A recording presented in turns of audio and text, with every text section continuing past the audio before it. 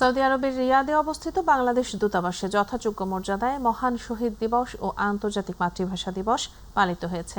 দিবসটি উপলক্ষে আজ সকালে দূতাবাস চত্বরে জাতীয় পতাকা অর্ধনমিত করেন সৌদি আরবে নিযুক্ত বাংলাদেশের রাষ্ট্রদূত মোহাম্মদ তেলোয়ার হোসেন।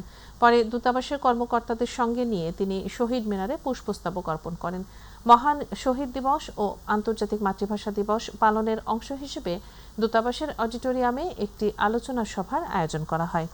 সভার শুরুতেই মহামান্য রাষ্ট্রপতি, মাননীয় প্রধানমন্ত্রী, মাননীয় পররাষ্ট্রমন্ত্রী এবং মাননীয় পররাষ্ট্র প্রতিমন্ত্রী প্রদত্ত বাণী পাঠ করা হয়। পরবর্তীতে আলোচনা সভায় বক্তব্য রাখেন রিয়াদে অবস্থিত অভিবাসী বাংলাদেশ কমিউনিটির জনাব হামিদুল হক শামীম, মোহাম্মদ তাজুল ইসলাম গাজী এবং ডাক্তার AKM গোলাম হাসনাইন সোহান। সবশেষে দিবসটির গুরুত্ব তাৎপর্যের ওপর আলোকপাত করে রাষ্ট্রদূত তাঁর বক্তব্য উপস্থাপন করেন।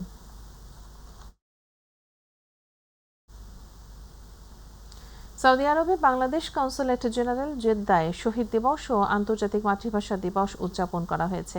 প্রতিনিধি M সাইফুল ইসলাম জানান, কনসুলেট জেনারেল জেদ্দার উদ্যোগে কনসুলেট প্রাঙ্গণে কনসাল জেনারেল আনুষ্ঠানিক জাতীয় পতাকা উত্তোলনের মাধ্যমে শহীদ দিবস ও আন্তর্জাতিক মাতৃভাষা দিবস অনুষ্ঠানের সূচনা হয়। দিবসটি উপলক্ষে মহামান্য রাষ্ট্রপতি ও প্রধানমন্ত্রী, পররাষ্ট্রমন্ত্রী, পররাষ্ট্র প্রতিমন্ত্রী কর্তৃক প্রদত্ত বাণী পাঠ করে শোনানো হয়। কনসাল জেনারেল সহ কনসুলেটে কর্মরত সকল কর্মকর্তা কর্মচারী কনসুলেটের আঙিনায় অস্থায়ীভাবে স্থাপিত শহীদ মিনারে পুষ্পস্তবক অর্পণ করেন। এ সময় পবিত্র কোরআন থেকে তেলাওয়াত ও বাংলায় তর্জমা এবং ভাষা শহীদদের আত্মার মাগফিরাত ও দেশের কল্যাণ কামনায় বিশেষ দোয়া ও মোনাজাত করা হয়। কনসাল জেনারেল তাঁর বক্তব্যে ভাষা আন্দোলন, মহান মুক্তিযুদ্ধ ও সকল স্বাধিকার আন্দোলনে নিহত শহীদদের গভীর শ্রদ্ধায় স্মরণ এবং শহীদদের আত্মার মাগফিরাত কামনা করেন।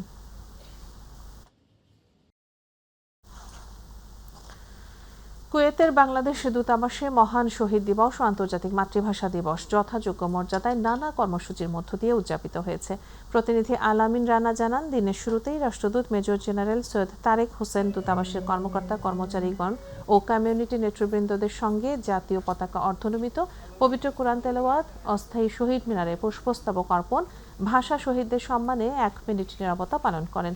পরে দূতাবাসের মাল্টিপারপাস হলে রাষ্ট্রদূতদ্বয়ের সভাপতিত্বে কাউন্সিলর ও দূতালয় প্রধান মোহাম্মদ মনিরুজ্জামানের সঞ্চালনায় বাংলাদেশ থেকে দিবসের ওপর প্রেরিত রাষ্ট্রপতি, প্রধানমন্ত্রী, পররাষ্ট্রমন্ত্রী, পররাষ্ট্র প্রতিমন্ত্রী বাণী পাঠ করেন দূতাবাসের ঊর্ধ্বতন কর্মকর্তারা।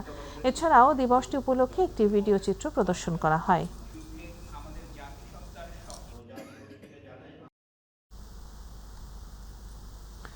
যথাযোগ্য মর্যাদা ও ভাব গাম্ভীর্যের মধ্য দিয়ে বাহরাইনস্থ বাংলাদেশ দূতাবাসে পালিত হয়েছে মহান শহীদ দিবস ও আন্তর্জাতিক মাতৃভাষা দিবস।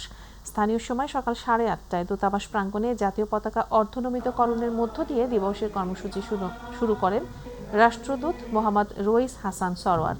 এরপর ভাষা শহীদদের স্মৃতির প্রতি গভীর শ্রদ্ধা নিবেদন করে পালন করা হয় 1 মিনিটের নীরবতা। অনুষ্ঠানে রাষ্ট্রপতি, প্রধানমন্ত্রী, পররাষ্ট্রমন্ত্রী ও পররাষ্ট্র প্রতিমন্ত্রী বাণী পাঠ করেন যথাক্রমে প্রথম সচিব ইলিয়াসুর রহমান, মোহাম্মদ মাহফুজুর রহমান, মোহাম্মদ সোহাগ হোসেন এবং তৃতীয় সচিব মামুনুর রশিদ তালুকদার। পবিত্র কোরআন তেলাওয়াত করেন শোয়েব হোসেন এবং ভাষা শহীদদের আত্মার মাগফিরাত কামনায় দোয়া পরিচালনা করেন দূতাবাসের আইন সহকারী ডক্টর নাজমুল হাসান। গণতান্ত্রিক আন্দোলনে তার কোনো এক মাকে জড়িত তৎকালীন পূর্ব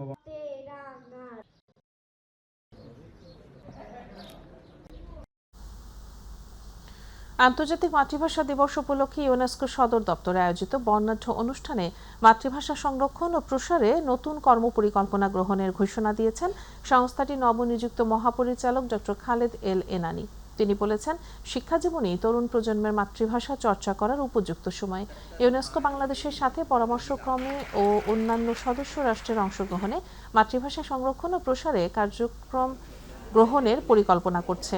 বিশ্বব্যাপী মাতৃভাষা সংরক্ষণে অসামান্য অবদান রাখার জন্য মহাপরিচালক বাংলা ভাষায় দেশটির রাষ্ট্রদূত খন্দকার M তালহাকে ধন্যবাদ জ্ঞাপন করার মাধ্যমে বাংলাদেশকে অভিবাদন জানান। উদ্বোধনী অনুষ্ঠানে এই প্রথমবারের মতো ইউনেস্কোর সাধারণ পরিষদের সভাপতি, নির্বাহী পরিষদের চেয়ারপারসন ও মহাপরিচালক অংশগ্রহণ করেন। আলোচনায় তানজানিয়ার সংস্কৃতি বিষয়ক মন্ত্রী ও পূর্ব তিমুরের শিক্ষামন্ত্রী অংশগ্রহণ করেন। আলোচনা অনুষ্ঠানে মূল বক্তব্য প্রদান করেন স্পেনের ভাষা গবেষক প্রফেসর ড্যামিয়ান ব্লাসি। এই আয়োজনে বাংলাদেশের পাশাপাশি Luxembourg, Azerbaijan, Moldova, Ukraine, Sri Lanka, Brazil ও প্যারিসস্থ বহু ভাষা ভিত্তিক একটি শিক্ষা প্রতিষ্ঠান অংশগ্রহণ করে।